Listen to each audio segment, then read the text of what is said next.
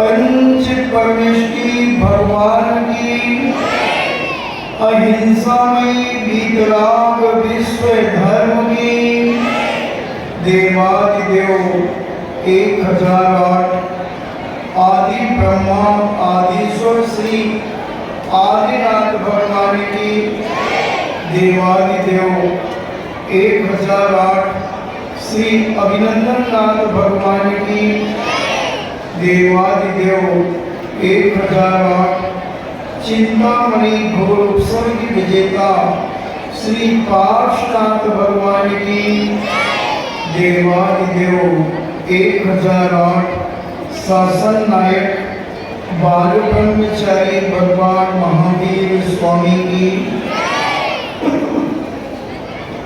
परम पूजनीय आचार्य श्रोमणि गुरुवर श्री कुंद महामुनिराज की परम पूजनीय आचार्य श्रोमणि गुरुवर श्री विद्यासागर जी महामुनिराज की परम पूजनीय निर्यापक श्रवण मुनि श्री सुधा सागर जी महाराज की पूज्य श्री पूज्य सागर जी महाराज की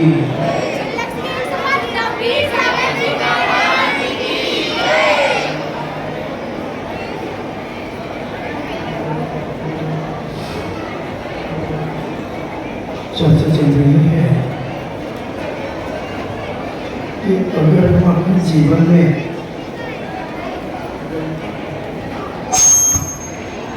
गलती करने वाले व्यक्ति को अगर हम गलती से देखते चले गए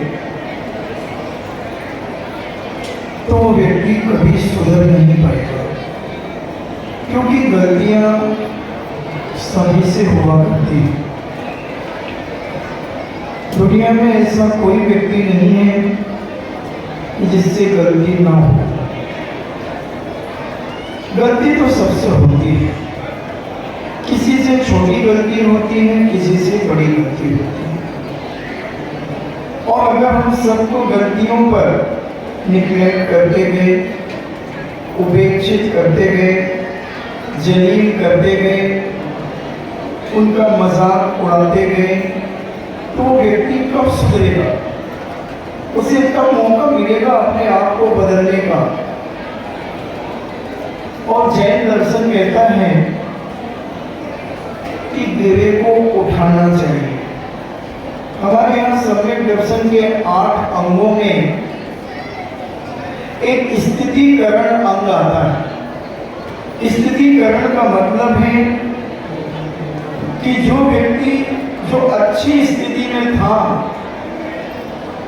और अगर वो किसी कारणवश उस स्थिति से नीचे आ गया है, गिर गया है, तो उसे संभाल करके पुनः उठा करके उसी जगह पर आप छोड़ें, उसे निर्देश दें, उसे मार्गदर्शन करें। इसी का नाम तो धर्म है, जो गिरे को ऊपर उठा देता है, जो पतित को पावन बना देता है, जो दुखी को सुखी बना देता है, जो अमंगल को मंगल कर देता है, उसी का नाम धर्म है। बंधुओं, आज हम धर्म को बहुत मुट्ठी में बांध करके चल रहे हैं। धर्म को इतना कुंठित कर दिया है, इतना कुंठित बना दिया है कि आज की युवा पीढ़ी धर्म से तो दूर होती चली जाती है, क्योंकि कुछ रूढ़िवादियों ने, जिनको केवल रूढ़ी पर चलना है, लीक लीक गाड़ी चले, लीक चले कपूर और लीक छोड़ तीनों चले, शायर सिंह सपूत। जो पुराने रूढ़िवादी वाले लोग होते हैं, कई बच्चे आते हैं, बोले महाराज जी अभिषेक करने की बहुत भावना होती है। फिर हमने कहा बेटा करते क्यों नहीं हो? महाराज जी हमारे मंदिर में 8-10 बुजुर्ग जो हैं वो किसी की सुनते ही नहीं, वो इतनी गंदे काम करते हैं महाराज जी, उनके भगवान को प्रक्षालन करने का कपड़ा इतना गंदा रखते हैं, एक दिन में उसे धोने के लिए ले गया तो वो चिल्ला पड़े, तू क्यों ले गया, तू कौन होता है? तो मैंने कहा ऐसे कैसे हो सकता है? बोले महाराज जी है ऐसा, मार्जन हम लोग को नहीं करने देते, कोई फेंकते। वो 4-5 हमारे यहाँ के जो बुजुर्ग हैं वो किसी की नहीं सुनते, और मार्जन हम ही करेंगे। जैसे महाराज जी का उनका ठेका है, क्या है ये तरीका? तो हमने कहा हम भी भगवान को छूने की हमारी भावना है, हम भी भगवान का मार्जन करना चाहते हैं। तो महाराज में क्रोध आ जाता है। तो हमने कहा कि ऐसा धर्म हम नहीं करेंगे जिसके कारण हमें क्रोध आ जाए। तो महाराज जी हमने ठीक किया या वो ठीक कर रहे हैं? अब मैं क्या कहूँ, मैं क्या कहूँ? फिर बोले नहीं महाराज जी आप बताओ। हमने कहा बेटा तुम अभिषेक करने जाओ, उनको चिल्लाने दो, बोलने दो, चीखने दो, उनकी तो आदत बन गई है। वो घर में भी सुखी नहीं होंगे, घर में भी वो दुखी होंगे, घर भी उनका बहुएं दुखी होंगी उनके घर की, क्योंकि वो व्यक्ति अहंकारी है, क्रोधी है, मानी है, मायावी है। मगर बेटा तुम अपने धर्म को मत छोड़ो, तुम अपना कर्तव्य निष्ठ होकर बड़े निर्मल परिणामों के साथ, बड़ी उत्कृष्ट भावना के साथ जाओ, और भावना भाव के आज मैं जिनेन भगवान का अभिषेक करने जा रहा हूँ।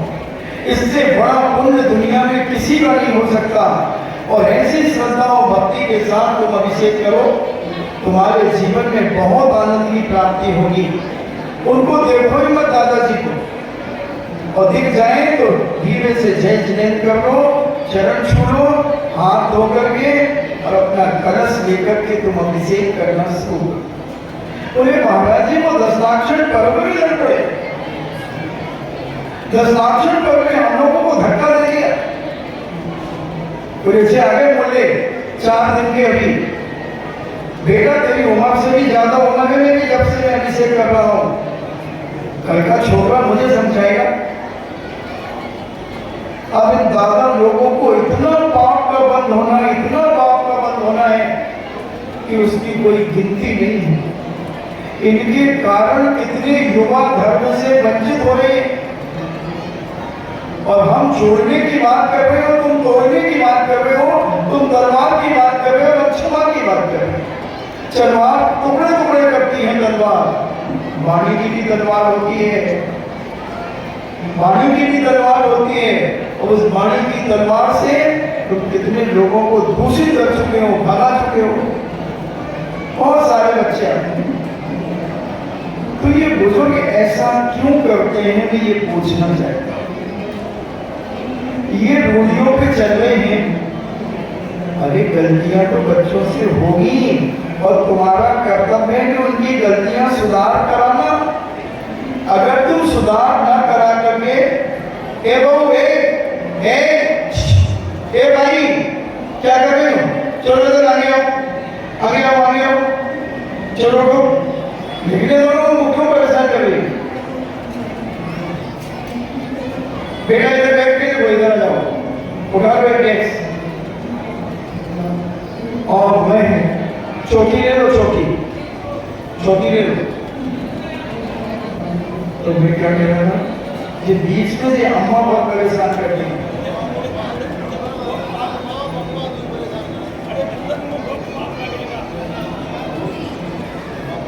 लिखना है ना तो ले लो चौकी। तो ऐसे अगर ये बुजुर्ग युवाओं को अगर क्षमा करते जाएं उनकी गलती पर, तो कितने युवा जिन्हें भगवान का अभिषेक और पूजन करना चालू कर देते। मगर ये ऐसा धुतकारते हैं, इनकी आवाज में कर्कशता होती है, वासन और प्रेम नहीं छलकता, आत्मीय भाव नहीं टपकता। ये सोचते हैं कि बस हम सब कुछ जानते हैं, बाकी सब बेवकूफ। जैसे उसने 40-50 ऊपर पार किए और 10-5 साल से अगर वो अभिषेक पूजन कर रहा है तो बस वो अपने आप को दादा समझता है।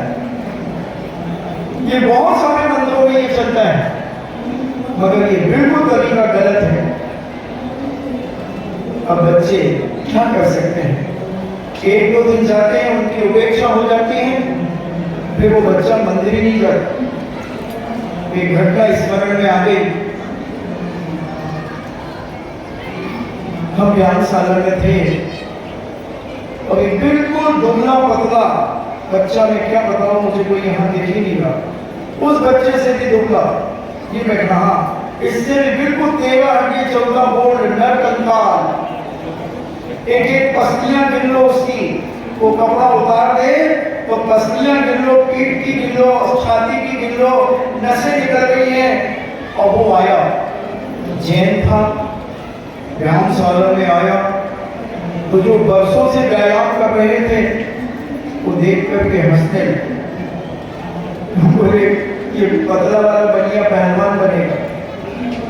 अगर कोई जैन को बनिया कहता था तो मुझे बहुत टीस लगती थी, कौन टीस लगती थी, बड़ी वेदना होती थी कि हम बनिया है ही नहीं, हम तो जैन हैं। हमें गर्व था अपने जैन धर्म पर और जैन कुल पर। फिर भी हमने कहा कोई बात नहीं, एक कड़वा घूंट पी लो। अब वो जाने लगा, मेरे बेटा इधर आओ। अच्छा लंबा था, कम से कम 6 फुट 4 इंच का, 18 साल का बच्चा वो 6 फुट 4 इंच का। तो बोले हमें तो सब लोग देख करके हंस रहे हैं। हमने कोई बात नहीं, हमने तो 100 ग्राम सरसों का तेल लेकर के जा, तो हमने जल्दी लेके आओ। वो चला गया, तेल लेकर के आया। बोले अब क्या करें, हमने तो वो पहलवान बैठे ना, उनके शरीर में लगाओ, अच्छी मालिश करो। बोले ठीक, मैंने पीठ में लगा सबसे पहले, और तेरे में जितनी ताकत हो तो हाथ सटका नीचे, ऊपर नीचे सब कर, हाथ को अच्छा चूड़ी कर, मसल सब मसलवाई, पसीना पसीना हो गया छोड़ा। मैंने नैपकिन से पहुंच ले, आधा घंटे उसकी मालिश करवाई। हमने तेरा रोज का काम है, एक पहलवान को रोज आधा घंटे तू मालिश करेगा। तो हमारे हमने कहा बेटा पहलवान बनना इन सबको चुनौती देना है पड़ेगा। इन्होंने तुझे पतला वाला बनिया कहा है, मुझे ठीक है, और मैं तुझे पहलवान बना करके रहूंगा। तो प्रतिदिन अगर 100 ग्राम तेल की शीशी लेकर 8-10 दिन तक तो एक पहलवान की करी, दूसरे दिन से 8 दिन के बाद 2 की करना चालू कर दी, और 6 महीने में क्या उसके मसल्स बन गए। क्या उसकी बॉडी बन गई? हमने कहा अखाड़ा गोड़वाना चालू किया।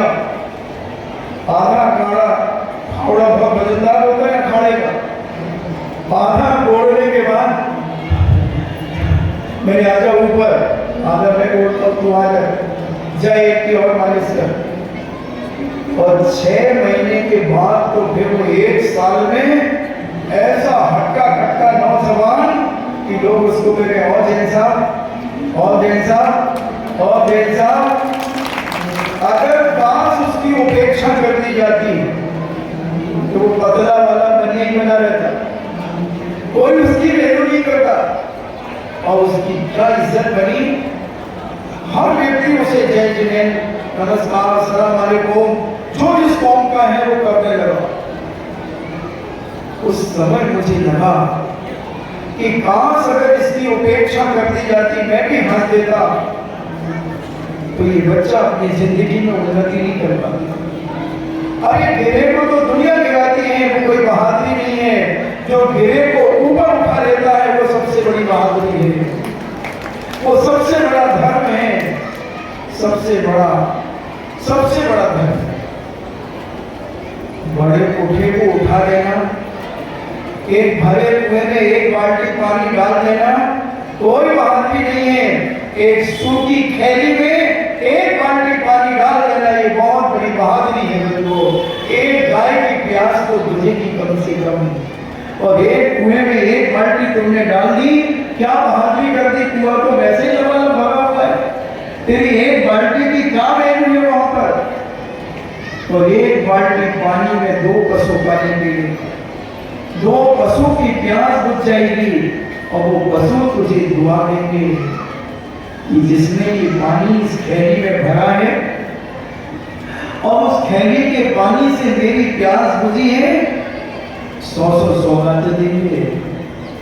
कैसे आ गई वो पद्मावती और छेदपान पारसनाथ स्वामी के लिए? पारसनाथ पिट रहे थे, 7 दिन हो गए थे कमट का जी, पूर्व जन्म का उनका भाई आंधी और तूफान चला रहा था, बड़ी बड़ी चट्टानें फेंक रहा था, नाग नागिन के भेष में, नागिन के भेष में वो देवता आ गए, उनका आसन का पायमान हो गया, और वहां से धरने लाया, और उसने अपने को एक सांप का रूप बना करके एक कुर्मी बनाई, और पारसनाथ स्वामी को उस कुर्मी के ऊपर बिठाया, और ऊपर से धन फैला दिया, विशाल धन फैला दिया। पूज्य समन्वय स्वामी कहते हैं, बृहद फणा मंडल मंड पे पारसनाथ भगवान की स्तुति करते हुए 2000 साल पहले समन्वय स्वामी बहुत बड़े दार्शनिक संत थे, बहुत बड़े दार्शनिक, चुनौती देते थे। वो अपनी पिछी के माध्यम से घंटा बजाते थे। पहले वाद विवाद हुआ करते थे कि किसका धर्म बड़ा है। समन्वय स्वामी गद्दियां लगी होती थी, आसन मंच बने होते थे, और उसका घंटा जो बजा देता था तो दूसरे बड़े बड़े विद्वान उनसे वाद विवाद के लिए आते थे। उस समय बौद्ध का बड़ा बोलबाला था। उस समन्वय स्वामी घंटा बजाते थे अपनी पीछी से, और कहते थे, आ जाओ जिसमें हिम्मत हो वाद विवाद करने की। चुनौती देती, बड़े साक्षात बौद्ध भी अगर आ जाएगा तो मैं उससे भी वाद विवाद करने की ताकत रखता हूँ, उससे भी वाद विवाद की ताकत रखता हूँ। ऐसे समन्वय स्वामी, मगर कर्म किसी को नहीं छोड़ता। भस्म व्याधि रोग हो गया, मुनि बन गए। भस्म व्याधि रोग का मतलब है कि जो खाए वो भस्म हो जाए, जो खाए वो भस्म हो जाए। उस रोग को मिटाने के लिए 3 मन भोजन चाहिए। और तुम्हारी में पतली रोटी नहीं चाहिए, वह मूंग की दाल नहीं चाहिए पतली, मक्की की सब्जी और करेला की सब्जी नहीं चाहिए। वो चाहिए पौष्टिक भोजन, गरिष्ठ भोजन। कहा मेरे साधु तो 32 गिलास लेता है, 32 गिलास लेने के बाद वो बैठ जाते, शरीर क्षीण होता जा रहा था। उन्होंने कहा अब तो समाधि लेना पड़ेगा। गुरु महाराज के पास गए और कहा गुरु महाराज मुझे क्षमा करें, मैंने जिंदगी भर के लिए नियम लिया था कि जब तक घट में प्राण रहेंगे, जब तक इस दिगंबर मुद्रा को धारण करके प्राण छोड़ेंगे, मगर अब ये हिम्मत अकाल में मरना और भूख से मरना, ये तो हत्या हो जाएगी। मैं अपने महाव्रतों को लेकर समाधि लेना चाहता हूं, क्योंकि अब ऐसी बीमारी आ गई है जिसका कोई इलाज नहीं है। गुरु महाराज ने देखा और कहा समनभद्र किसी को छोड़। गुरु जी दीक्षा देते समय आपने कहा था जीवन पर्यंत इस मयूर पिछड़ा को धारण करेंगे, जीवन पर्यंत 28 मूल गुणों का पालन करेंगे। किसने दिए थे व्रत? किसने दिए थे? गुरु महाराज आपने दिए थे। तो फिर मैं ही कह रहा हूं, मैं कौन हूं तुम्हारा गुरु? तो गुरु जो कहे वो स्वीकार करो। गुरु जहर भी पिलाए तो पी लो।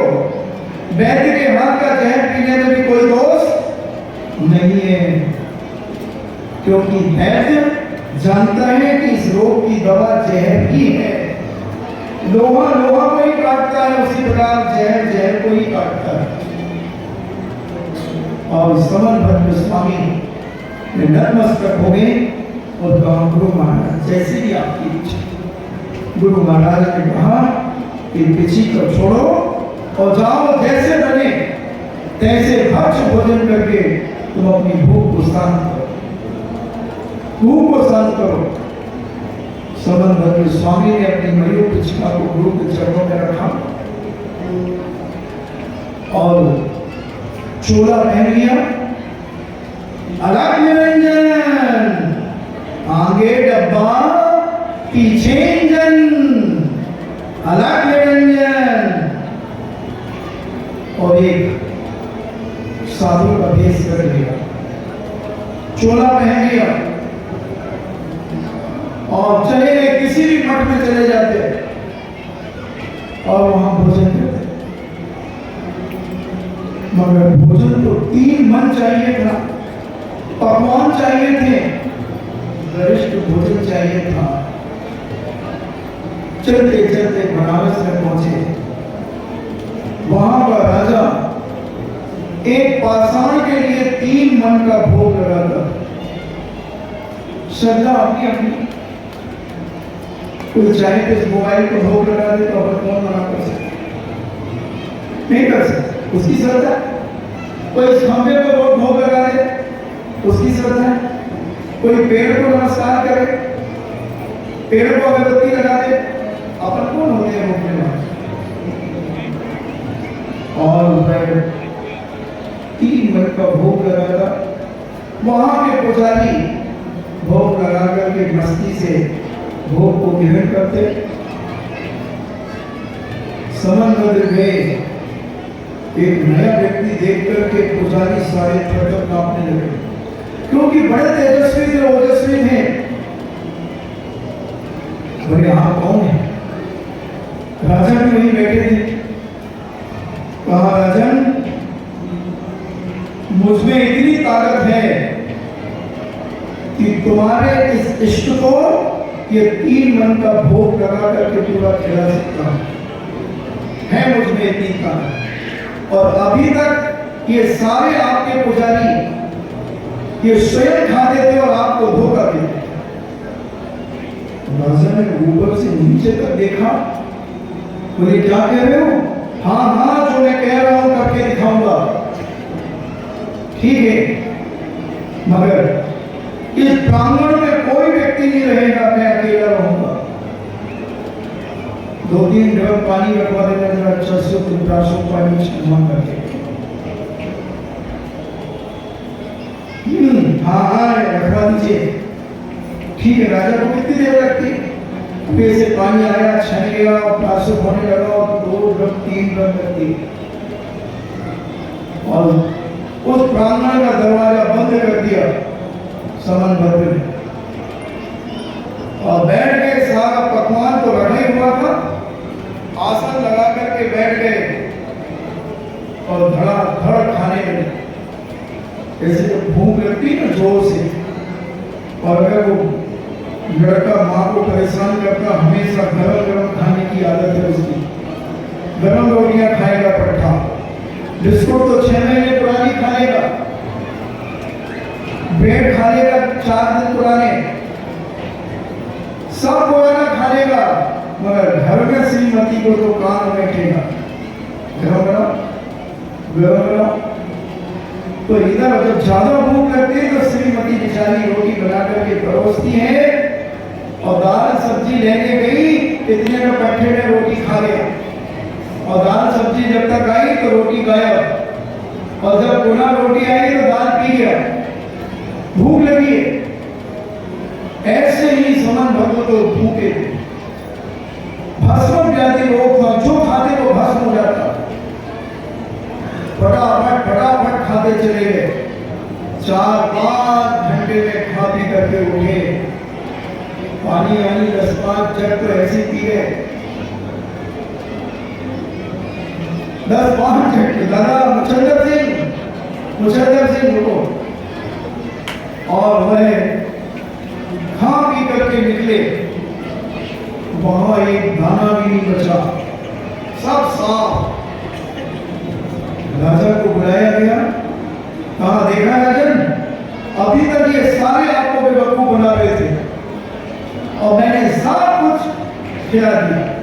राजा बहुत प्रभावित हुआ, दंडवत हो गया, साष्टांग नमस्कार कर लिया, और हमारे समन भद्र आसन पे बैठ गए, जैसे राजा बैठकर, राजा आसन होती है, राजा आसन से बैठे, राजा नीचे बैठा और समन भद्र ऊपर बैठे। आशीर्वाद दे रहे हैं, 1 दिन 2 दिन 8 दिन 10 दिन 15 दिन। अब उन पुजारियों को लगा कि ऐसे कैसे हो सकता है, ये पाषाण राजा का इष्ट है, ये कैसे खा सकता है। कुछ दाल में काला होना चाहिए, दाल में कोयला गिरना चाहिए, कछु भाव चाहिए। तो उन्होंने क्या किया, एक दिन एक छोटे से 7-8 साल के बच्चे से, समीप बेटा ना, समीप, तो इतने बच्चे को उस स्थान पर बिठा दिया और उसके ऊपर फूलों की माला डाल दी, और कहा तुम देखना ये क्या करता है। पुजारी का बेटा तो बहुत वैसे चालाक होता है, और वो बच्चा देख रहा था और ये तो खुश खा रहे थे, थोड़ा बचने भी लगा था। तो डाउट तो हुआ कि पहले शुरू में तो पूरा साफ होता था, अब ये 25-50 लड्डू बच जाते हैं, घी बच जाता है, बालूशाही बच जाती है, मोठा बच जाते हैं, खाजा बच जाते हैं, पकड़ियाँ बच जाती हैं, बतियाँ बच जाती हैं, खुरमा बच जाते हैं। तो ये सब बचने क्यों लगे, बात कहती। तो उस बच्चे ने देखा, और जैसे ही ने दरवाजा खोला वो बच्चा दौड़ करके भागा और कहा ये खाता है, ये खाता है। राजा साहब के इष्ट नहीं खाते, ये खाता है। राजा को बुलाया गया, राजा ने कहा अपमान, इतना बड़ा अपमान। और राजा वहां से नंगी तलवार लेकर के आया, और चमचमाती हुई तलवार उस अपने प्रांगण में प्रवेश करता है और कहता कहां है वो जिसने मेरे इष्ट का अपमान किया है। ये तलवार और उसका सिर, ये तलवार और ये सिर। समन भद्र तो बैठे थे आराम से सिंहासन पर। राजा आया, राजा कहते हैं तुमने ये क्या किया। राजन, तुम्हारे इष्ट की भूख अब शांत होने लगी है, इसलिए भोजन बच रहा है। झूठ बोलते हो। झूठ क्या बोलना? बच्चे को बुलाया, बच्चा कहता आप ही खा रहे थे, आप ही खा रहे थे, मैंने अपनी आंखों से देखा है। तो समझ ने कहा खा रहे थे, अब बोलो क्या करना है? खा रहे थे, क्या करना है? बोले तुम इससे क्षमा मांगो, तुम मेरे इष्ट से क्षमा मांगो। समझ कहते हैं कि राजन, मैं तो प्राणी मात्र से क्षमा मांगता हूं दिन में 3 बार, सुबह शाम दोपहर 3 बार प्रतिक्रमण करता हूं। मैं तो एक चींटी से भी क्षमा मांगता हूं, एक घास पेड़ पौधों से भी क्षमा मांगता हूं। तुम क्या मुझसे क्षमा की बात करते हो? बोले नहीं, तुमने मेरे इष्ट का अपमान किया है, तुम्हें नमस्कार करना होगा। ये मेरा नमस्कार से क्या निकल पाएगा?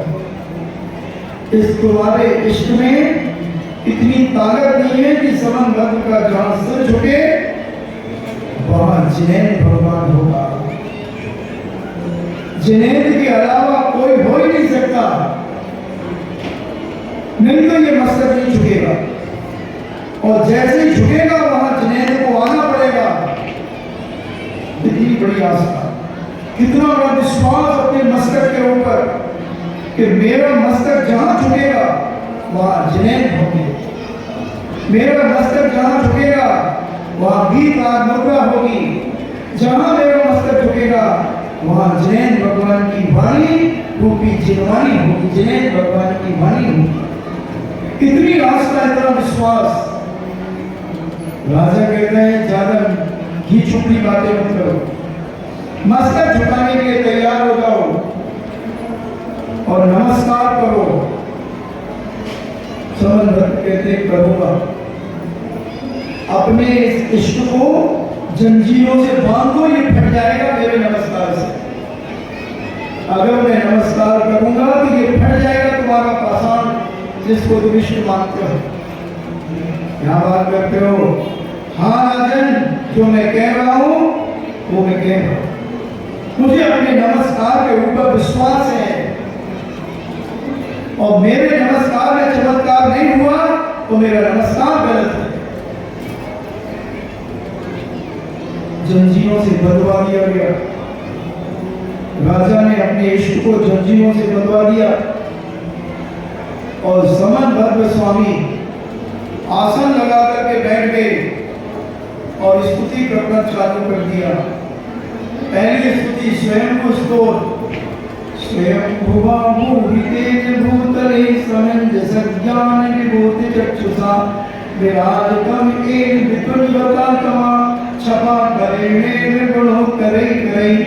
ऐसे करके 10 लाइनों में ऋषभनाथ भगवान की स्तुति की, 10 लाइनों में अजितनाथ की, 10 लाइनों में संभवनाथ की, 10 लाइनों में अभिनंदन नाथ की, 10 लाइनों में सुमति नाथ की, 10 लाइनों में पद्म प्रभु की, और 10 लाइनों में सुपारस नाथ की, और 8 में भगवान चंदा प्रभु भगवान की स्तुति जब की। अभी तक इन 7 भगवानों की स्तुति में नमस्कार नहीं किया, केवल गुणानुवाद करते हुए। और 8वें भगवान में कहते हैं चंदम प्रभम चंद्र मरीच कौरम चंदम द्वितीयम जगदीव कांतम बंधे ही बंधन। और जैसे बंधे ही बंधन कहा पर पाषाण फट गया और उसमें स्फटिक मणि की प्रतिमा प्रकट हो गई। सन्नाटा छा गया लाखों की जनता के बीच में, और समन भद्र स्वामी का मस्तक झुका है और जिनेंद्र भगवान के लिए झुका। 9वें 10वें 11वें 12वें 13वें 14वें 15वें 16वें करके 24वें भगवान कीर्त्या भाषिया, ऐसे ऊंच महावीर भगवान की स्तुति करके जब उन्होंने मस्तक को उठाया, राजा थर थर कांप रहा था, सारे पुजारी थर थर कांप रहे थे, और जो जनता जनार्दन थी वो भी थर थर के कांप रही थी। ये है कौन? ये कोई भगवान का दूत है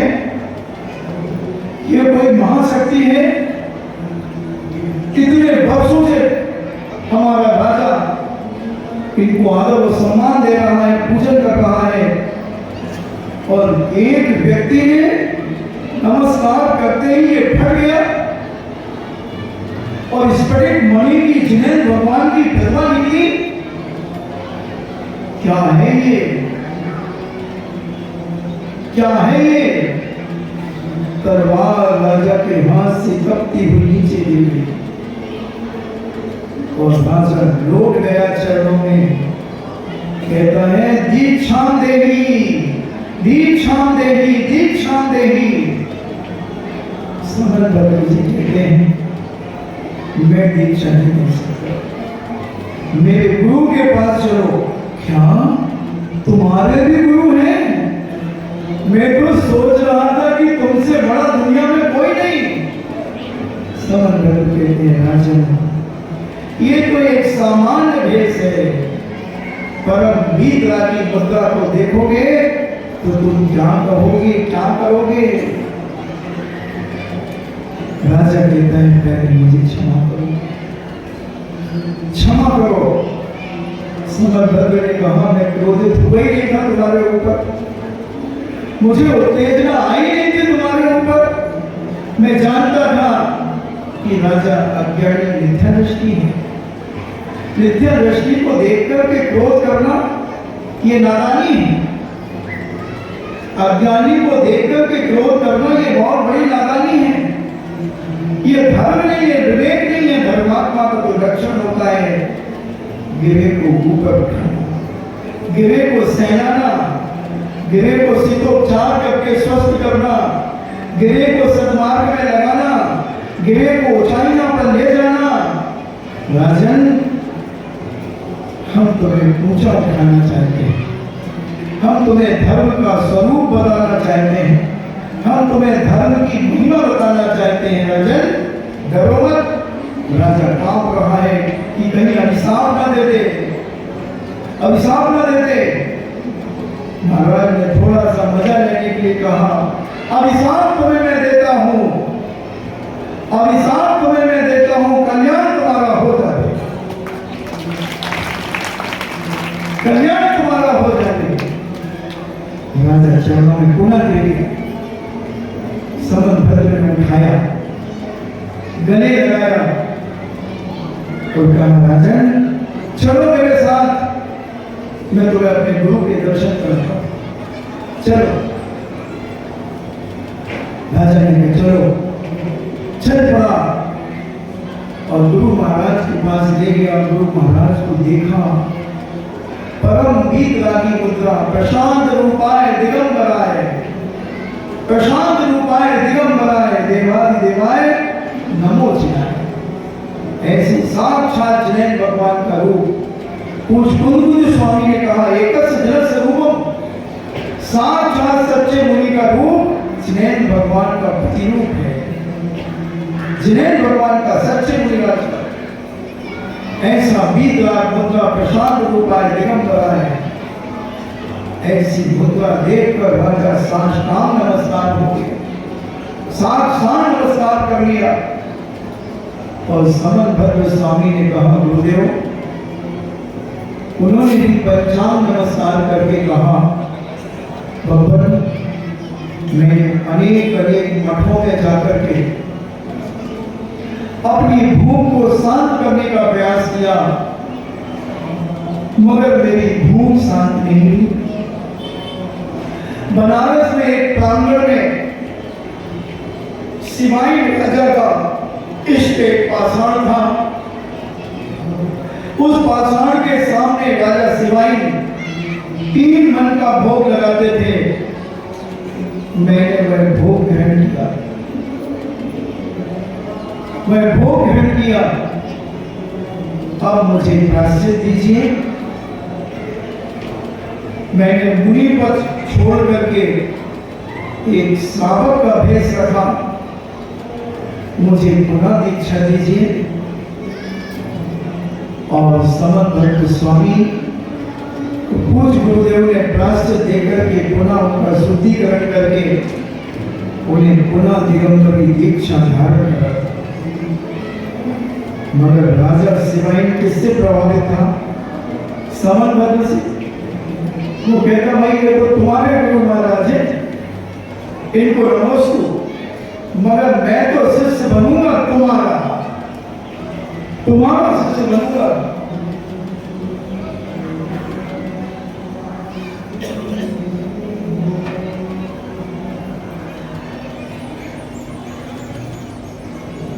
तुम्हारा शिष्य बनूंगा।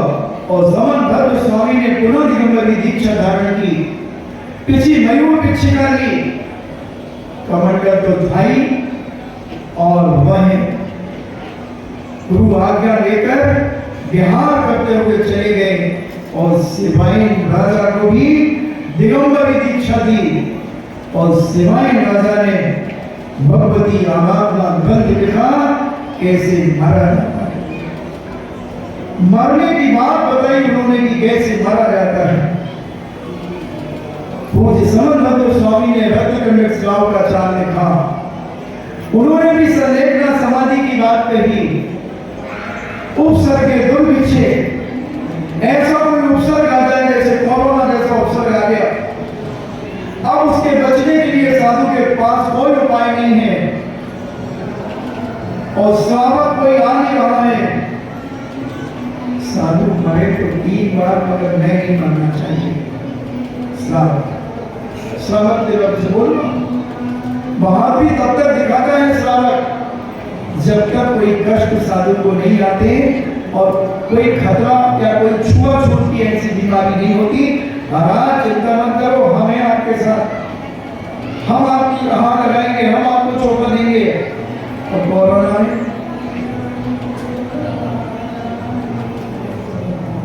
सब दूर हो जाते हैं, कोई किसी का नहीं है, सब झूठा संसार।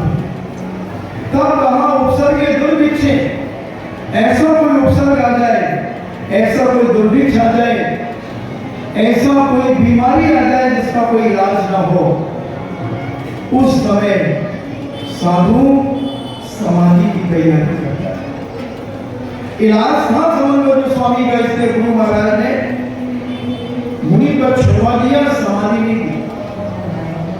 और समन भद्र ने राजा सिवाइन को क्षमा किया कि राजन, तुम्हें सद्मार्ग मुझे दिखाना था, समीचीन रूप तुम्हें दिखाना था। अब तुम्हारी क्या इच्छा है? कि तुम दीक्षा लेना चाहते हो? क्या राज दरबार तुम छोड़ना चाहते हो? एक तिलकुश मात्र भी कोई परिग्रह रखने की आज्ञा नहीं होगी। तलवार भी नहीं रखोगे, तलवार भी नहीं रखोगे, सेना भी नहीं रखोगे, रथ भी नहीं रहेगा, घोड़ा भी नहीं रहेगा, सब कुछ छूटेगा। बस मेरे जैसे रहोगे, एक ये मयूर पिछिका और एक कमंडल, एक कमंडल, इसके अलावा कुछ नहीं होगा। तैयार तैयार हो और संपूर्ण राज वेशभूषा को छोड़कर दिगंबरी दीक्षा धारण करो। पूछकर ने मंत्र पढ़े, सारे वस्त्र भूषण त्याग कराए, वस्त्र उतारे गए, केश रुंच किए गए। राजा ने 1 मिनट में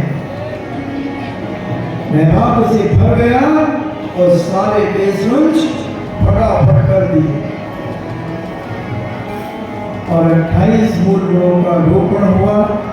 दिगंबरी दीक्षा धारण की और फिर उन्होंने मिथ्या था पहले, अब सम्यक में परिवर्तन हो गया, ज्ञान की सम्यक प्राप्त हो गया।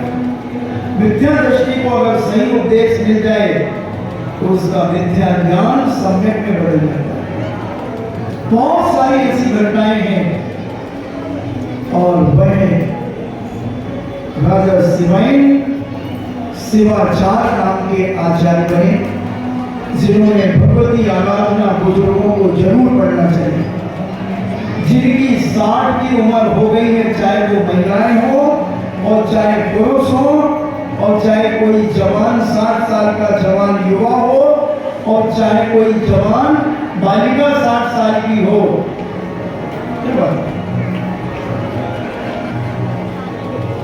कई लोग हैं अभी 60 साल के हैं, मगर कोई कह नहीं सकता कि उनको 60 साल के हैं। आज ही मेरे कमरे में 4-5 लोग बैठे थे, 58 साल के, कोई 57 साल के, और कोई उन्हें कह के बता दे तो मैं जानूं। तो अपनी अपनी कला है अपने अपने शरीर को मेंटेन करने की, क्योंकि उन्हें कभी टेंशन किए ही अपने जीवन में, मस्त रहे मस्ती में, कभी न लगे आग बस्ती में, ऐसी भावना उन्होंने भाई है सबके लिए, तो क्यों उनका जीवन खराब होगा। मैं तो कहता हूं सदा जवान बने रहे, मगर अपना जन्मदिन जरूर याद रखें। सदा जवान बने रहे, मगर सदा अपना जन्मदिन याद रखें, जिससे उन्हें पता चले कि मेरी उम्र कितनी है, कभी भी मैं जा सकता हूं, गिरफ्तारी वारंट कभी भी आ सकता है, इसलिए हम तैयार रहें। तो भगवती आराधना जरूर पढ़ें, मरण कंडिका पढ़ें। अमित गति आचार्य ने एक मरण कंडिका लिखी, वो भी जिसको अपनी संलेखना के साथ मरण करना है, आदि व्याधि उपाधि से परे होकर के जिसे मरण करना है, सभी जीवों को क्षमा करके जिसे मरण करना है, क्षमामि सभ्य जीवानां सभ्य जीवा कम तुम्हें नेति में सब भूतेषु वैरम न कीर्ति। सभी जीवों को मैं क्षमा करता हूँ, सभी जीव मुझे क्षमा करें। ऐसा परिणाम अपने जीवन में जो जीव करता है, उसे संलेखना की तैयारी और स्वाध्याय में मन लगा करके अपनी कसायों को कम करके क्षमा भाव को धारण करके अपने जीवन की आगे की जिंदगी जीना शुरू कर देना चाहिए। बहुत मुश्किल है, हजारों में कोई एकाध होता है जिसकी समाधि निर्दोष होती है। पूज्य शांति सागर जी महाराज की समाधि 36 दिन की संलेखना, जगतनंदी सीता आरिका की 36 दिन की संलेखना, और शांति सागर की महाराज की क्या कहें हम, कितने उपवास, 35 साल की मुनि अवस्था में 9,938 उपवास, 9,938 उपवास 35 साल की मुनि अवस्था, यानी लगभग 27 साल या 25 साल 9 महीने लगभग उपवास हो जाते हैं। और एक आसन तो करते ही, और पूरे 84 साल की उनकी उम्र थी, उसमें 58 वर्ष के उपवास, 58 ईयर। तुम्हारे 58 हो गए क्या? इसमें जो बैठे इनके 58 हो गए? कोई हम तो नहीं कर रहा। 58 हो गए क्या? बोलो। और उन्होंने 84 साल की उम्र में 58 साल यानी 26 साल भोजन की, और 58 साल के उपवास। लौह पुरुष ने बंधुओं, लौह पुरुष। अब उनका प्रसंग छिड़ गया। वैसे तो जब महायोगी श्रवण शांति सागर जी महाराज का पारितोषिक बढ़ता, तब उनकी महिमा बताता। कोई बात नहीं, अब आ गई तो पेट में रखेंगे तो गैस बनेगी, होगा, इसलिए सुनाई देते हैं। कितने बलिष्ठ थे वो। नाग पंचमी के दिन वो अपने खेत से आ रहे थे, 7 गोड़ा उनका नाम था। खेत से आ रहे थे, और नाग पंचमी के उत्सव महाराष्ट्र दक्षिण में अलग ढंग से होते हैं। कुश्तियां तो होती थी, मगर एक खंभे गाड़ दिया, और उस खंभे को उखाड़ना है। कैसे भी उठाओ, कैसे भी उठाओ। सब लोग बड़े बड़े मल्ल योद्धा थक गए। जब 7 गौर नीचा से करके चले आते थे अपने खेत से, तो सब लोगों ने घेर लिया। बोले 7 गौर ये मत उखाड़ो, कोई नहीं उखाड़ पाया। 7 गौर हम उखाड़ सकते, हम तो एक ही टाइम भोजन करते हैं, घर में एक टाइम भोजन करते हैं। और क्या तेल, घी, नमक, मीठा, कितने चीजों का त्याग था। 32 साल से त्याग था, 32 या 25 साल, 37 साल होगी। दीक्षा के बाद था, और जब उनको बाध्य कर दिया तब उन्होंने कहा एक खाली बोतल आओ पहले शक्कर का, और उसमें बालू रेत भरी, कितना वजनदार हो जाएगा, और बालू रेत भर करके पूरी इतना सा बस बजाया और उसको रस्सी बांध करके पीठ पे लाद दिया, तो एक झटका दिया तो मलखम उखड़ गया। इतने मल्ल थे। सम्मेद शिखर की वंदना जब करते थे दीक्षा के पहले, और कोई बूढ़ी अम्मा को बैठी ना, तो अगर उनसे नहीं बने तो अपनी पीठ पे बिठा करके और 27 किलोमीटर की वंदना करा देते। एक दूध गंगा और बैन गंगा नदी थी, उसमें महाराज को, सिद्धप्पा महाराज को या महाबल नाम के महाराज के कोई नाम में कंफ्यूज होता है, उनको कंधे बिठा करके और नदी पार करा देते, बड़ी अलौकिक उपकार करते थे। और करुणा और दया के तो भंडार थे, क्षमा के भंडार थे। एक बार एक सिद्धि नाम का एक व्यक्ति, पता नहीं महाराज को क्या लगा, सारा संघ बाहर आंगन में सामायिक करने बैठता था। उस दिन महाराज ने कहा कि आज सामायिक सब भीतर करेंगे, और वो गेट पे महाराज बैठ गए, और वो सिद्धि 500 लोगों को तलवारें लेकर के महाराज के संघ के ऊपर उपसर करने आ गया। अगर महाराज ध्यान में बैठे थे, उसकी हिम्मत नहीं हुई कि वो तलवार चढ़ा दे। खूब कोलाहल हुआ, और जब पता चला लोगों को, वहां उस समय ब्रिटिश सरकार का राज्य था, सारी मिनिस्ट्री आ गई, और महाराज ने संकल्प ले लिया कि मैं पहाड़ को नहीं उठूंगा, इसे अरेस्ट कर लिया सिद्धि। तो महाराज ने उपवास कर लिया, बोले मैं हाथ को नहीं उठूंगा। सारी मिनिस्ट्री उनके चरणों में पहुंच गई और कहा महाराज आप हाथ को उठिए, कोई डर नहीं है, हमने अरेस्ट कर लिया है सारे लोगों को। महाराज कहते मैं उस डर के कारण आहार को नहीं उठ रहा हूं, उसे छोड़ दो, उसे मैं क्षमा करूंगा, और जब क्षमा करने के बाद मैं हाथ को उठूंगा।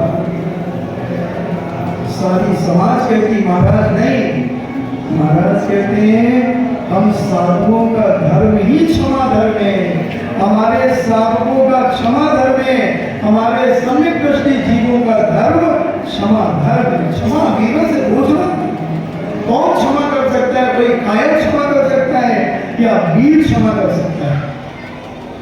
बोलो कौन क्षमा कर सकता है? कायर तो कभी क्षमा नहीं करता, कायर उत्तेजित होता है, उत्तेजित होता है। एक बार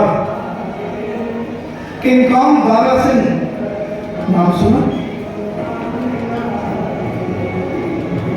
किंगकाम दारा सिंह बहुत बड़ा पहलवान था, और जब कुश्ती हुई, फिश टाइप कुश्ती, शॉट किसी ने किंगकाम दारा सिंह को मारा, उसके मुट्ठी में उसकी मुट्ठी घुस गई, फट गया भाई मस्त। वो किंगकाम दारा सिंह की बात कर रहा हूं, जिसका जनाजा 8 लोगों ने अर्थी उठाया, लोहे के पाइप लगाए गए थे, तो अर्थियों में बांस तो लगे थे, मगर लोहे के पाइप लगाए गए, इतना सारी शक्तिशाली। एक दिन वह दंड लगा रहा था अपने मकान छत के ऊपर, उसकी ईंट स्लिप हो गई और नीचे गिरी, और एक नीचे से पहलवान और निकल रहा था, वो बच गया, उसके सिर पे पड़ती ईंट, वो बड़ा गुस्से में आ गया, सिर फोड़ दूंगा इसी ईंट से, किसने फेंकी मेरे ऊपर ईंट। 3 मंजिल ऊपर छत था, मोंगली थी नहीं, सिर्फ और वो बड़ा गुस्से में जा रहा था, और किंगकाम दारा सिंह ईंट गिरने पर खड़ा होकर के अपने हाथों की मसल चूड़ी मार रहा था, हाथ मार रहा था,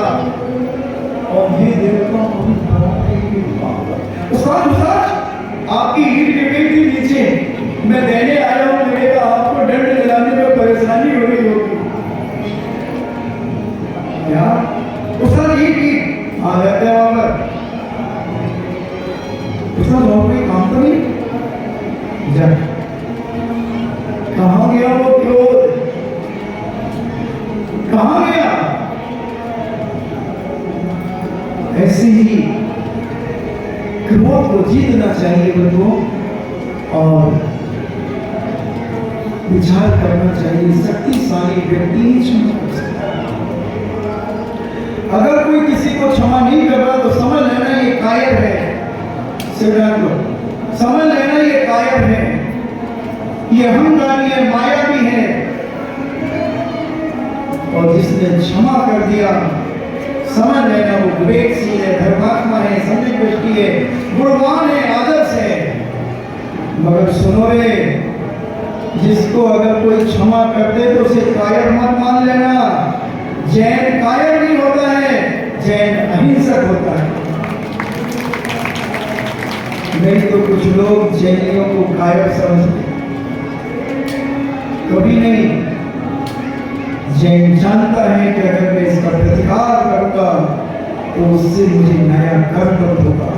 हाँ, मगर जब शान बाण और आन पर आ जाए तो फिर आजा बेटा, एक जान है, ऊपर वाला ले या नीचे वाला।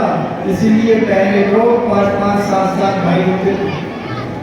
अब तुम खाप लड़ोगे, एक अंडा वो भी सवाल कर गया, क्या खाप लड़ोगे तुम?